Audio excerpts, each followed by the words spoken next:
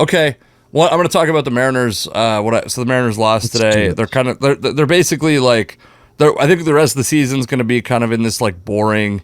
They're probably going to lead the division. I think the highest probability or the plurality outcome is that they lead the division the rest of the year and take first in the AL West, and that's that. They're probably not going to get the bye.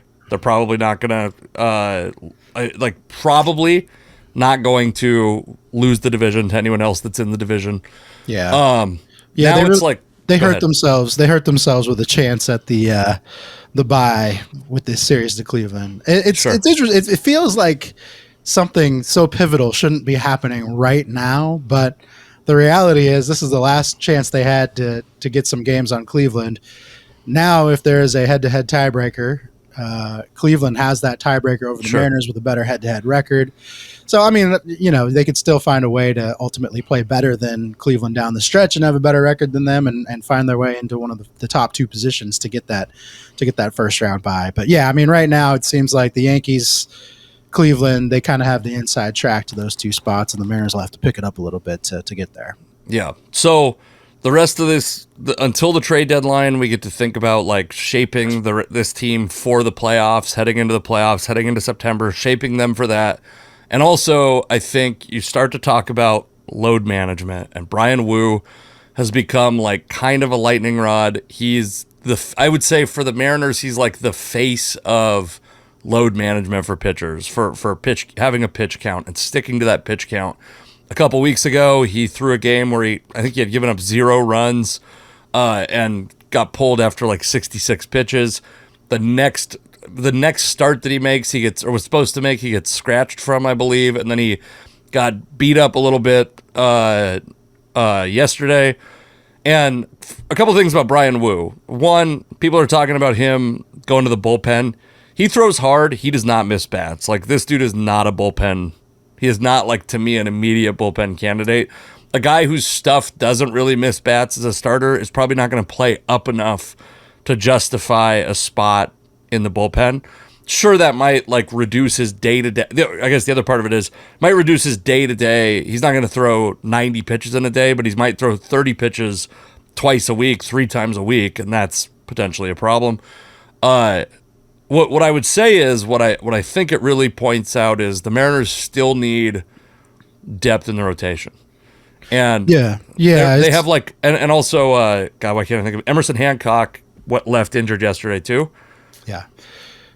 They have 5 guys. They have 4 guys now, basically, that they can rely on, and they're one injury away from it being less than that. I think there's like this assumption that if the Mariners make a trade to augment their major league roster, that like Emerson Hancock has to be included in that trade. But I don't think they are going to trade him. I don't know. There's something about Hancock that makes me think they feel like they might need him on this roster down the stretch. B, I don't think his return is super high. Like he came up for a spot start against I believe it was Kansas City a week ago, pitched a really great game, threw 7 innings. He only struck out 1 batter. Yeah. I mean, he's not like, I know when the Mariners drafted Emerson Hancock, people thought he was like a top of the rotation type of guy. He's kind of settling into more of like a back of the rotation kind of guy, and he's not really like a high strikeout dude. So I think he'll be there, assuming he's healthy. I think he's a guy that they might be able to retain and avoid having to deal. I would just say to comment on the depth, they also brought up Jonathan Diaz for a spot start. He's really dominated down at AAA. He's kind of an older guy, but he's pitched really well, so they feel confident there. And then people forget that they have Dallas Keuchel in AAA pitching for the Rainiers right now. So I mean, if you could do a lot worse than a guy like that as a potential reserve. I mean, a guy who's got extensive big league experience and at one time was one of the best pitchers in the game. So they have some options if they fall victim to some of these injuries. Bryan Woo is interesting because it almost feels like people want him to either definitely be injured or definitely be healthy. And the concept of like, right, doesn't it feel like that? Yes, yeah, like, absolutely. It's like the people who are upset that he's getting pulled at 80 pitches are like, they just want his arm to fall off and have it be decided, right? Like they want him to have to go under the knife so we don't have to keep talking about all of this stuff. And it's like the reality of being a pitcher or a baseball player in general is you go through these periods sometimes where you just have arm fatigue, where you have dead arm. And Sure. that no one's used that term with Bryan Woo specifically, but the way that he describes kind of this, this inability to recover from pitching. And it's not even just inability to recover the next day. It's like inability to recover between innings has been kind of the key problem. He'll go out there, he'll look great, for an entire inning or two. He'll come back if he has a long rest in between. He comes back out and things maybe are a little shaky. And so it's almost like, because it's a little less predictable than maybe your more common arm fatigue, where you'd see guys who don't recover a day or two later, people are like upset by this. And it's like, Yeah. the Mariners are doing exactly what they have to do with Bryan Woo to make sure that he's okay. No one knows his arm better than he does. And the people who probably know it next best are on that training staff, right? Sure. There's been so many injuries to pitchers in the recent past with the Mariners that people have, like, you always see people complain about the training staff of the Mariners. Like, there's something wrong with the Mariners trainers. It's like, they're just doing what every other team does. There's injuries all across baseball, and the Mariners have actually gotten pretty lucky the last few years. They haven't had like real significant injuries, minus like Robbie Ray a year ago. So they've been doing pretty well in that regard. But with Bryan Woo, it's like, you just have to hope that you can keep managing this. And even if you're only getting 80 pitches out of him every start, that's still better than 0 pitches out of him for the rest of the year. The bullpen thing, I think, I get why people would want to put him in the bullpen. He's got 2 really good pitches. He throws really hard, and you think, oh, well, if he's going max effort for an inning or two, then those velocity numbers are going to tick up a little bit.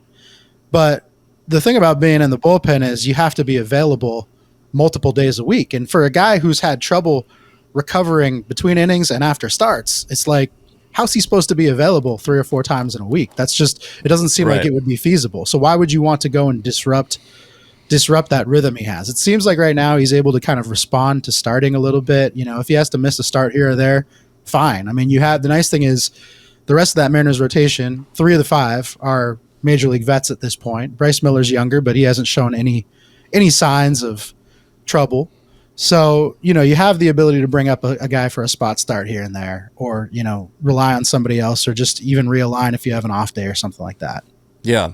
Yeah, and I kind of view the way the staff is set up as a little bit advantageous in a way, because it's not like they have a 1, 2, 3, 4, and 5 quality starter. It's like, I would say, like, they maybe don't have like a true number 1 shutdown ace on that staff necessarily, but they have like 3 number 2s and a number 3, and then Woo is probably like a 3.5 or something like that. Like, these are quality. They have a lot of quality, a lot of depth. But if you're worried about Bryan Woo at all, which I'm sure the Mariners are, by the way, it's not like the fan base gets to decide if they're worried. I'm sure the Mariners are worried about him. Go get a starter. It's not a question. It's not like, well, if he's fine. I don't think they need a starter, and I'll tell you why. I mean, I think you're going to be able to get through the rest of the regular season without any issue, because even if Bryan Woo goes down and spends some time on the IL or whatever, that's where you have Hancock or Diaz or even Keuchel if you got to that point. I mean, sure. You're talking Keuchel at this point is like your 4th string quarterback, right? Sure. Like, if we get to him, that's like we're breaking the glass in case of emergency. But the reason why you don't need another starter is because by the time you get to the playoffs, by the time you get to the postseason, you're only starting 3 guys anyway, and the other 2 shift to the bullpen. But they shift to the bullpen in such a way that you're able to kind of like control when they pitch, right? Because in the playoffs, you have these breaks between games. You're not going every single day. And you see in the playoffs, every pitcher has a short leash. You rarely see a guy go 6 or 7 innings in the postseason anymore. So you're expecting, let's say you get 5 out of Castillo, Kirby, and Gilbert. You have a guy that you can bring in for the 6th, 7th, 8th, and 9th. You develop a plan for those 4 innings where, if there's like a guy like Woo gets shifted to the bullpen, let's say Woo and Miller both get shifted to the bullpen in the playoffs if they get there. You could find a way to maximize them so that they're not pitching on short rest, that they're staying in rhythm and still contributing in those innings to be able to cover some depth for the rest of your bullpen.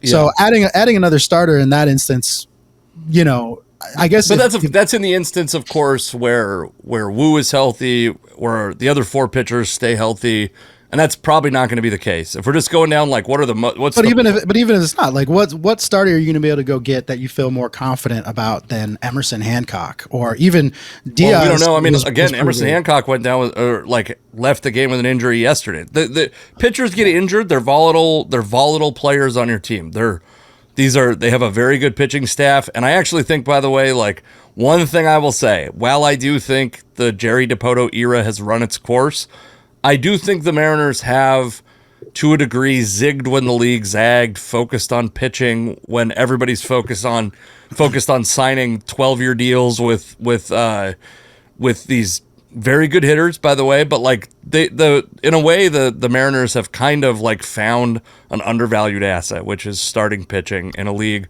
that wants to shorten starter outings, that's like inching towards a 6-man rotation, that's inching towards 4-inning starter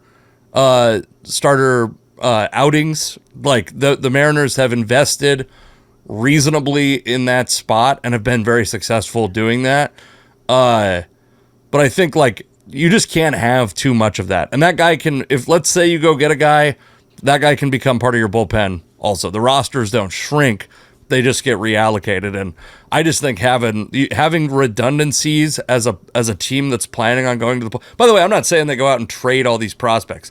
I'm saying find a guy, and it could be a guy who's like the third or fourth starter on a team that you're making another trade with. Like, we've talked a lot about the Diamondbacks. By the way, the Diamondbacks looking pretty good. Like, they're not looking like playoff favorites, but I don't think they're going to be selling very soon. But like a lot of teams have number 3 starter on their roster that maybe is at a lot. There's going to be a guy out there, and when a trade like that happens, the fan base is going to freak out because they're going to say the Mariners don't need. It's the same way when they draft a shortstop. They're like, well, they don't need a shortstop. J.P. Crawford's their shortstop, but it's these guys. You never know when or how you will need these guys. And my point is pitching depth. Bring in pitching depth. I'll agree with you on one thing. The Mariners have a way of infuriating you with their trades, right? Like, it's kind of like how the Seahawks drafted for a number of years, where you're like, you didn't need to go get whatever the hell you just got, you know? Like, why did you do that? You didn't need that.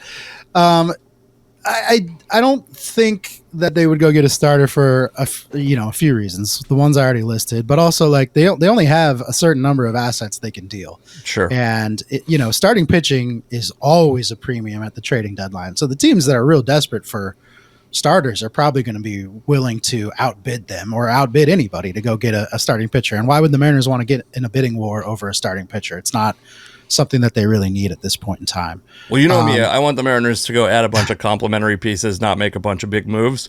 And so to me, it's like, it's somewhat irrelevant. Like if it's a number 1 starter, I don't think it's going to be a number 1 starter. I'm saying like a back of the rotation guy, somebody who's depth, somebody who could maybe profile as a bullpen arm that plays up in short outings. Yeah. I would say for as infuriating as the Mariners trading ways can be, 2 years ago, I would even say going back 3 years ago, when they were trying to make the playoffs and ultimately fell short on the last day of the season, they went out and they acquired Tyler Anderson because they needed a pitcher. They acquired pieces that they actually needed.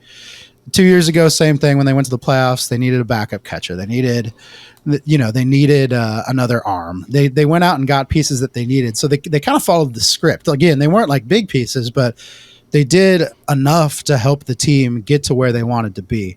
It'll be really interesting this year because if the Mariners keep up what they're doing right now, they just got done with this big series against Texas. They sweep Texas. They put all this space between themselves and the Astros and Rangers, who are really their only competition for the division at this point. And if they can continue to run away with this division, then they really have an opportunity that they've never, ever had before in the Dipoto era. They just, like, even the year that they made the playoffs, it's not like it was any guarantee they were going to make the playoffs. So if they can put this thing away by around the trade deadline, then that really changes how you approach the rest of the season. It changes how you play the games in August and September. It changes how you rest guys, and it changes who you acquire and add to this team.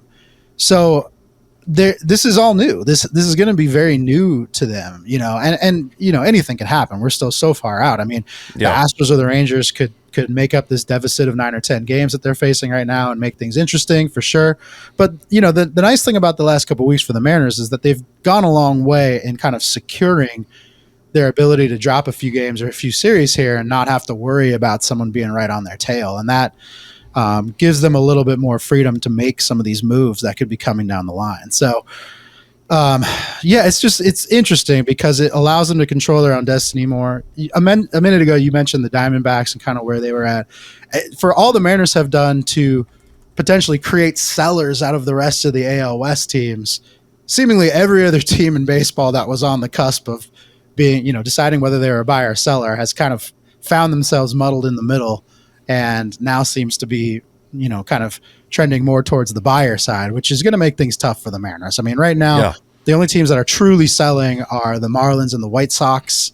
Mariner fans know all about the White Sox and Luis Robert and what they could potentially do there. But, when you only have two sellers on the market, one of whom has already sold their big piece in Luis Arias in Florida or Miami, it's like there's just not a lot of options out there. The White Sox right now can demand the world for Luis Robert, and somebody's going to have to pay it if they want to pry that guy away. So it's a tough place to be because so many teams are playing like mediocre baseball and finding themselves in the middle of a playoff hunt that has just been completely undecided up to this point. Yeah. No, I agree. I want to talk a little bit. I saw an interview with John Smoltz talking about the cause of pitcher injuries. Why are pitchers getting injured? Why can't pitchers go deep into games? And I think it's like it echoed pretty obviously a lot of the stuff that you and I have talked about. Like I talked about with David Ardsma, and we've heard a lot of people talk about, which is like the max effort. And so we talked about it a little bit last week. You were talking about there's going to be some miracle advancement in science that we don't know about at this point. When I was listening to Smoltz talk about it, he brought up an idea that I think is like interesting to think about, and we can debate its efficacy. But he basically said that he thinks that like increasing roster size and allowing teams to carry more pitchers is causing these teams to, and obviously players are getting paid for, they don't get paid for innings anymore. They get paid for strikeouts, pretty much. Like that's the reality. And they don't get paid for ground balls anymore. They get paid for strikeouts. Strikeouts are what fuel sabermetric, like darlings. It's these guys get paid for strikeouts. They throw full effort every pitch. This is the cause. Pitchers are not getting long-term contracts like hitters are, but they are still like getting paid a lot of money, and that's what gets them paid. So that's what they're going to do. The incentives for pitchers are pretty obvious. Strike a shitload of batters out. Don't walk very many batters, and teams will pay you. For teams, it's a little bit different because they have to worry about the health of that guy, and so they build this into shorter-term contracts. I think what he's saying kind of goes along with the idea. Have you ever heard this idea that if you took helmets out of football, you would reduce concussions because nobody would make these big dangerous hits? Yeah, it's like the rugby theory, basically. Sure. And I do think there's validity to that, but what I think is challenging about where baseball is at right now and the situation with baseball, period, is that you have to deal with the situation that exists right now, and there's 13-year contracts literally on the books right now. There are 13-year contracts with hitters, not pitchers, but like, yeah, you could say like if we reduce the rosters to 20 back to 25 man or reduce them even further, or legislate something into the game, that'll change. Just like market factors will change. Pitchers will start throwing at 90% effort instead of 100% effort. They'll be trying to throw 115 pitches instead of 75 great pitches. You know what I mean? Yeah. But we're like, how many iterations, how many GMs do we have to churn through? How many pitching coaches, how many sabermetricians and kinesiologists do we have to go through before that gets there? And that feels to me like if you make that change now, we might be 30 years away from seeing that actually get guys back to throwing 250 innings in a year. And it just seems like it's kind of like that whole thing, the 90% thing used to be like almost an honor thing where it was like guys threw, it was like considered like dishonorable to throw off-speed pitches. It was like trickery instead of raw power. There were these unwritten rules that kind of held baseball in check, and we're kind of seeing it's ripping at the seams to a degree. Like the framework, what we knew baseball to be, is ripping at the seams in a way that's like almost becoming harder to watch. Yeah, pitching has really I feel like it is the most divisive subject in baseball right now, where it divides like the old school Sure. purists from the new school data driven analysts, right? Like nothing else divides these people more than pitching. Anytime you hear an old ex major leaguer talk about pitching, their solution is always just to let these guys go back to throwing more, because in their day when they threw more, that was better, right? Throwing more Sure. was always the solution. If you just went out and threw long toss every day, then your arm would get stronger and stronger, and you would be able to throw forever like Nolan Ryan. And I think that's probably wrong, but there's elements of it that are correct for sure. Yeah. You have to build. You can't just go out there having not thrown in a year and try to throw your very hardest and expect it to go well, right?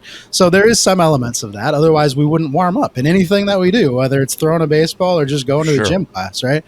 So there is some elements of that are correct, but at the same time, there are elements of kind of the data-driven model that are wrong as well. I mean, one recent example is Lance McCullers Jr.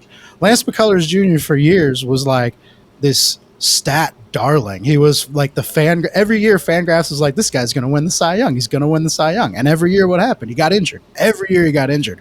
But the reason they loved him so much is because his quantifiable metrics were off the charts. His spin rate, off the charts. His curveball, off the charts. He threw hard enough to get his fastball by you. Everything he did was what you would want in a prototypical pitcher. The problem is all of that stuff that he did great is eventually what wore him down and continues to wear him down. So even as he's still an active major leaguer, but man, no one's seen this guy pitch in forever because he's always hurt. That guy spends more time on the IL than he does in uniform. And so, the point is, like, even the metrics don't necessarily, end up lending to the right solution. Neither solution is correct. There has to be some sort of model here that brings these together that makes it all work. I mean, the solution for a lot of organizations, it's always felt like when it comes to protecting your investment, is to put guys in bubble wrap. And I don't think that necessarily works either. It's like if you're a parent and the way that you protect your child is to keep them locked in their room all the time, that's going to be very bad in the long run, right? Like we know that's not going to work out well. So why do professional sports organizations effectively do that with their players? At the same time, you don't want them going out and having free reign to do whatever they want, because then they end up like Malik McDowell and drive an ATV into the ground. So there's a lot. There's a lot you have to consider. You're talking about me in a dark example. Didn't he also, by the way, beat up like a dude? And that's the same. Many years later when he was with the Browns. Yeah, but the reality is, I mean, like, everybody's because of how we handle discourse now and the way that we talk about any subject that's divisive, there is no nuance or gray area. Everybody has to be firmly in one camp or the other. So it's like you're either the old man yelling at the cloud, telling guys that the solution is to throw more and do more than what you think you can do, or you're the new school guy that's like, no, you want to do less but do it with more effort and do it with more efficiency. Everybody's wrong. The only conclusion we can come to is that everybody is wrong, because guys are still getting injured. And not only are they still getting injured, but they're getting injured, more than they ever were before. So this solution, whatever it is, it's not working. One thing that I'll say is I've been into sabermetrics long enough to see sabermetrics completely refute conventional wisdom, and then a couple years later come back around and actually reaffirm the old conventional wisdom.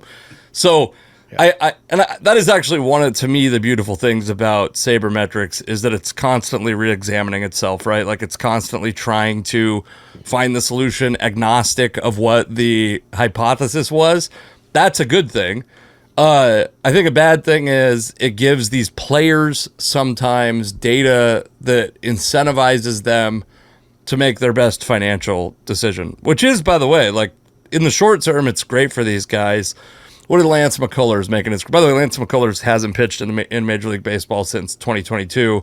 Jesus. When he signed his 5-year, or at least when it went into effect, his 5-year, $85 million contract.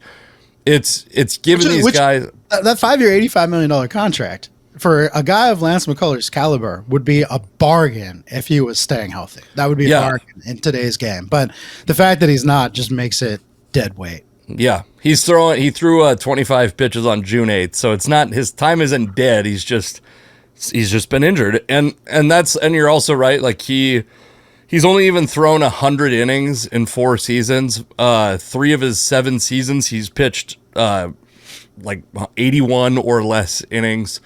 Always with a high strikeout rate. Always with relatively high velocity, but yeah, never able to put it together. I like Lance McCullers is a great example because he's a guy, just incredible curveball, and they were like, okay, we'll throw the curveball 60% of the time or something. I'm going to try to get to his pitch data, but I bet it's like an insanely high rate that he threw his curveball at.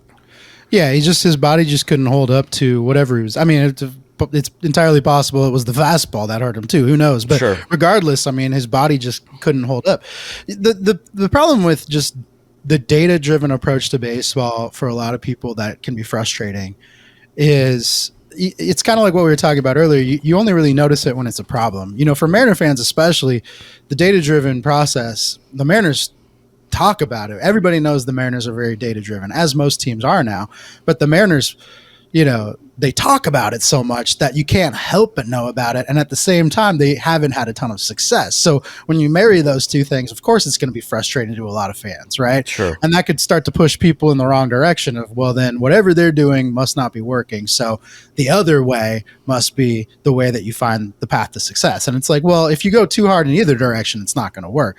The thing that's frustrating is like, if you're a Mariner fan watching the game and, you know, they come up with this game plan hours before the game starts. So, you know, even when Scott Service goes to a pinch hitter on his bench, that's been predetermined, right?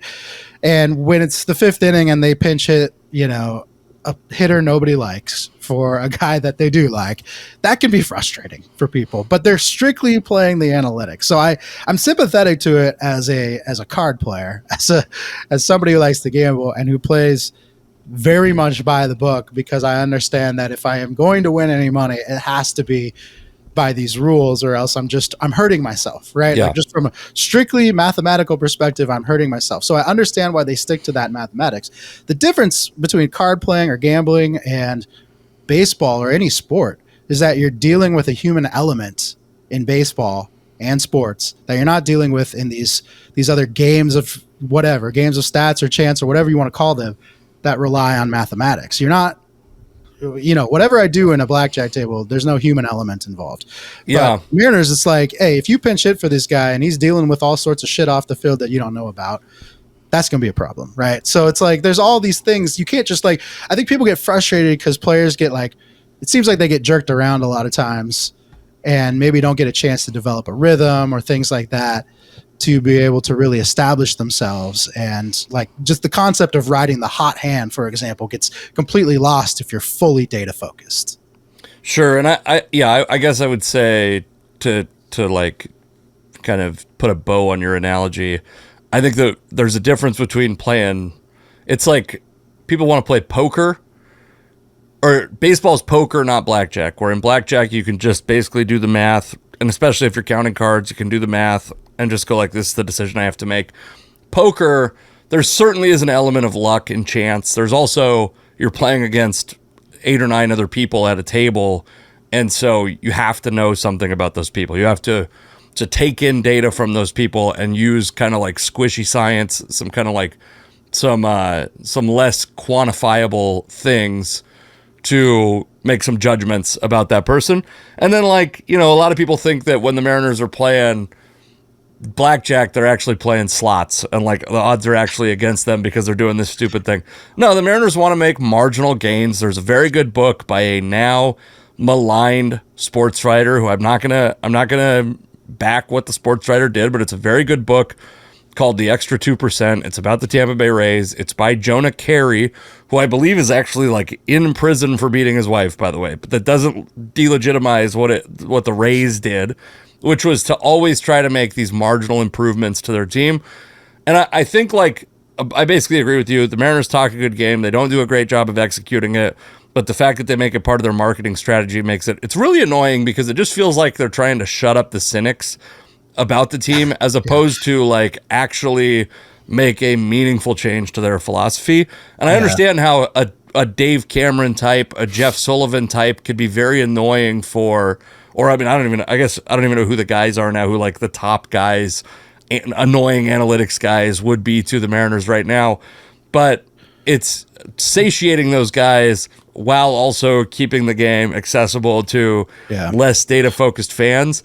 And then, but then the thing is that until recently, until this year, has never really lent itself to a very good product on the field. And even you could argue at points this year, there's been stretches, games lost that could have been won were the team to have made like a meaningful investment in the offseason. It's really funny with the Mariners specifically that they profess about being like this data-driven baseball machine, basically. We're just baseball robots that are playing off the numbers. We don't care what anybody says. You know, we're just going to go with the mathematics on this. Fine. That's fine if you want to do that.